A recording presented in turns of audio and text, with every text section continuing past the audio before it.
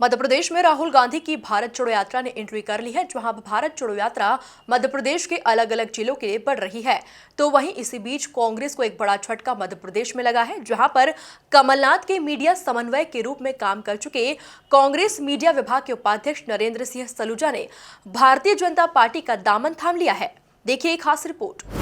MP में कांग्रेस को लगा करारा झटका। नरेंद्र सिंह सलूजा ने थामा बीजेपी का दामन। सीएम शिवराज की मौजूदगी मिली सदस्यता। कमलनाथ पर जमकर बिफरे नरेंद्र सलूजा।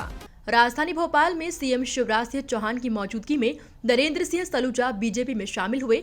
सलूजा ने बीजेपी में शामिल होने का फैसला तब किया है जब कांग्रेस नेता राहुल गांधी भारत जोड़ो यात्रा लेकर मध्य प्रदेश में आगे बढ़ रहे हैं। नरेंद्र सिंह सलूजा पूर्व मुख्यमंत्री कमलनाथ के मीडिया कोऑर्डिनेटर रहे हैं।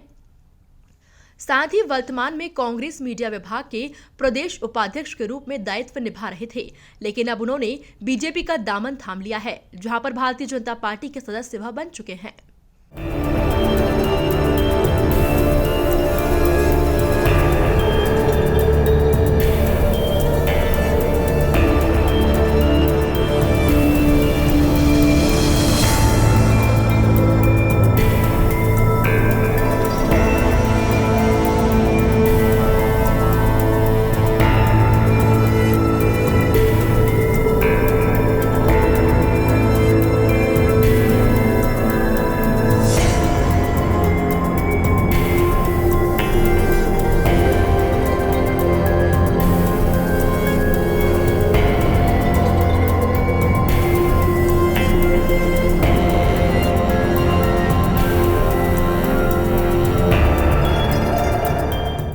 सीएम शिवराज सिंह चौहान ने नरेंद्र सलूजा को शुभकामनाएं देते हुए बीजेपी परिवार में स्वागत किया।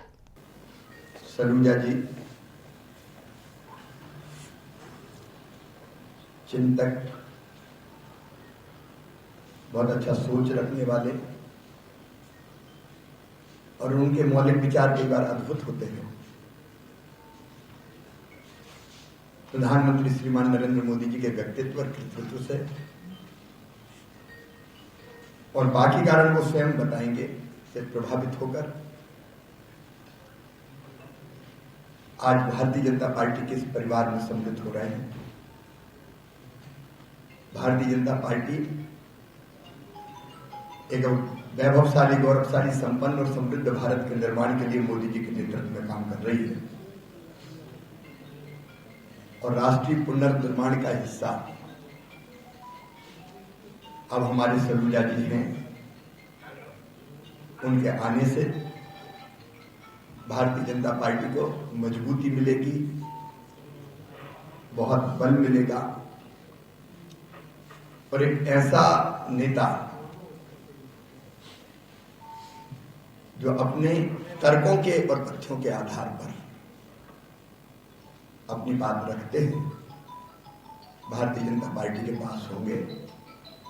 मैं भारतीय जनता पार्टी परिवार में उनका हृदय से स्वागत करता हूं, उन्हें शुभकामनाएं देता हूं। वो परिश्रम पूर्वक पार्टी का काम करें और देश के निर्माण में अपना अमूल्य योगदान दें। मेरी ओर से बहुत बहुत शुभकामनाएं। नरेंद्र सिंह सलूजा ने बीजेपी में शामिल होने का कारण बताते हुए क्या कुछ कहा, आप खुद ही सुनिए। सहजता, कार्यशैली और जो जनता के बीच में सहजता से उपलब्ध होते हैं, जो उनके वीडी शर्मा जी के संगठन की जो क्षमता है, अद्भुत क्षमता है, उससे प्रभावित हूं तो मैं भारतीय जनता पार्टी में प्रवेश ले रहा हूं और यही मेरे पार्टी छोड़ने का कारण है, क्योंकि मैं ऐसे नेता के साथ नहीं रह सकता जिसके ऊपर मेरे धर्म के लोगों का हत्या का आरोप हो। जिस प्रकार से ये किताब सामने आई अभी कि गौतम कोल जो आयुक्त थे, पुलिस के आयुक्त थे, उनने स्वीकारा कि किस प्रकार वो संजय सूरी क्राइम रिपोर्टर थे, रा के ऑफिसर की जो सिद्धू की किताब सामने आई कि कमलनाथ जी वहां मौजूद थे। तो ऐसे व्यक्ति के साथ तो मैं कभी भी राजनीति करना पसंद नहीं करूंगा। ऐसी राजनीति को, ऐसी पार्टी को, ऐसे नेता को मैं ठोकर मार के आज भारतीय जनता पार्टी में प्रवेश कर रहा हूं। आदरणीय शिवराज जी का बहुत बहुत धन्यवाद, जो मेरे जैसे कार्यकर्ता को उन्होंने अपनी पार्टी में स्थान दिया है और पूरी उम्मीद और विश्वास दिलाता हूं कि जिस ईमानदारी से मैंने आगे पूर्व में भी राजनीति में काम किया है, उसी ईमानदारी के साथ आपके नेतृत्व में काम करता रहूंगा, यही आपको विश्वास। मैं भारतीय जनता पार्टी के कुशल नेतृत्व आदरणीय नरेंद्र मोदी जी, शिवराज सिंह चौहान जी, वीडी शर्मा जी, सबका आभारी हूं कि मुझ जैसे एक अदन्य से कार्यकर्ता को भारतीय जनता पार्टी में स्थान दिया। मैं बहुत संक्षिप्त में माननीय मुख्यमंत्री जी को जाना है तो एक भूमिका बताना चाहता हूं कि मैंने भारतीय जनता पार्टी में प्रवेश का और कांग्रेस छोड़ने का निर्णय क्यों लिया। साथियों, आप सभी को पता है कि इंदौर में 8 नवंबर को गुरु नानक देव जी का प्रकाश पर्व था। कमलनाथ जी जब मध्य प्रदेश में 1 मई 2018 को आए थे तो उन्होंने सबसे पहला पद मुझे देते हुए अपना मीडिया कोऑर्डिनेटर बनाया था।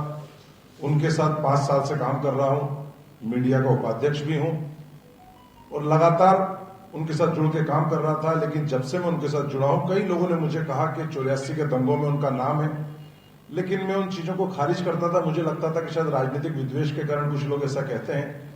लेकिन 8 नवंबर को जब गुरु नानक देव जी के प्रकाश पर्व के साथ मैं उनके साथ इंदौर के खालसा स्टेडियम पे गया, जब हम मत्था टेके वहां पे और हमने जब वहां मनप्रीत सिंह कानपुरी जो प्रसिद्ध देश के कीर्तनकार है, जिसमें पूरे देश के सिख श्रद्धालुओं की आस्था है और सब उनको बेहद प्रिय मानते हैं, जो उन्होंने शब्द कहे वो एक एक शब्द मेरे कानों में आज तक गूंज रहे हैं। 2-3 दिन तक तो मैं सो नहीं पाया जब उन्होंने कहा कि एक ऐसे नेता का सम्मान हो रहा है जिसने 84 के दंगों में टायर डाल के लोगों को जिस भीड़ ने जलाया उसका नेतृत्व किया। जो हमारे पिता हैं गुरु तेग बहादुर जी, जिनका शहीदी स्थल रकाबगंज दिल्ली में गुरुद्वारा, उस भीड़ पर हमले के वो दोषी है। ये बुजदिल कौम है, ये मरी हुई कौम है। कैसे आप लोगों ने ऐसे नेता का सम्मान होने दिया और आप लोगों ने सहन कैसे किया? मैं कीर्तन नहीं करूंगा, मैं कभी इंदौर पैर नहीं रखूंगा। तो वो जो उनके शब्द है उसने मेरी आत्मा को झकझोर दिया। उस दिन का दिन है 8 नवंबर से ना मैं कमलनाथ जी से मैंने मुलाकात करी है, ना बात करी है, ना मेरा फेसबुक उठा के देख लें। आप सब तो मीडिया के साथ ही मैं काम करता हूं तो व्हाट्सएप भेजता हूं।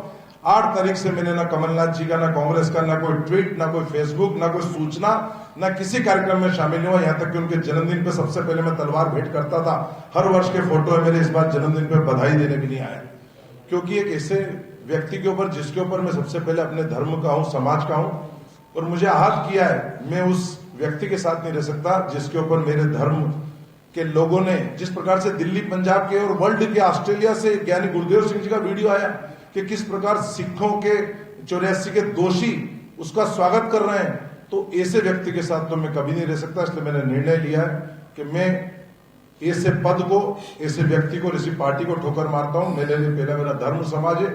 वहीं अब नरेंद्र सलूजा के बीजेपी में शामिल होने को लेकर कांग्रेस की प्रतिक्रिया भी सामने आई है, जिसमें उन्होंने एक पत्र जारी कर बताया कि सलूजा को 13 नवंबर को ही निष्कासित कर दिया गया था। उसके साथ ही कांग्रेस ने भाजपा सरकार पर भी कई अन्य आरोप भी लगाए हैं। देखिए, भारतीय जनता पार्टी का चाल चरित्र चेहरा एक बार फिर से बेनकाब हो गया है। कोई नई बात नहीं है। बार बार बीजेपी राजनीति के अंदर इस तरह की कृत्य करती रहती है, क्योंकि बीजेपी की खुद की जो छवि है वो तो खराब होती जा रही है, साख बची नहीं है। 2 महीने पहले नरेंद्र सलूजा जी के खिलाफ एक FIR दर्ज करी थी, जो क्राइम ब्रांच है ग्वालियर का, उसने बार बार क्राइम ब्रांच तलब कर रहा था। नरेंद्र सलूजा जी जा नहीं रहे थे, शायद उनको डर लग रहा था। अब डर के आगे शायद उन्होंने घुटने टेक दिए होंगे और बीजेपी का दामन थाम लिया। बीजेपी ने कोशिश करी थी पूरी भारत जोड़ो यात्रा के दौरान किसी विधायक को तोड़ने की, लेकिन हर विधायक कांग्रेस पार्टी के साथ रहा। तो उन्होंने कहा है कि एक पदाधिकारी को ही साथ में लेके एक मैसेज दिया जाए। तो इस तरह के कोई मैसेज जनता के बीच में सफलता के लिए भाजपा के नहीं जाते हैं, बल्कि जितने इस तरह के कृत्य करती है बीजेपी उतनी ही नाकाम होती जाएगी। ये साफ प्रमाणित करता है कि भाजपा जो है वो अपनी हार को देख रही है और उसी की बौखलाहट में इस तरह के काम किए जा रहे हैं। कुल मिलाकर देखा जाए तो जहां एक और राहुल गांधी भारत जोड़ो यात्रा लेकर मध्य प्रदेश में एंट्री कर चुके हैं, तो वहीं दूसरी ओर कांग्रेस को झटका लगने का सिलसिला भी शुरू हो चुका है, जहां नरेंद्र सिंह सलूजा ने बीजेपी का दामन थाम लिया है। Bureau report, MV news, Bhopal.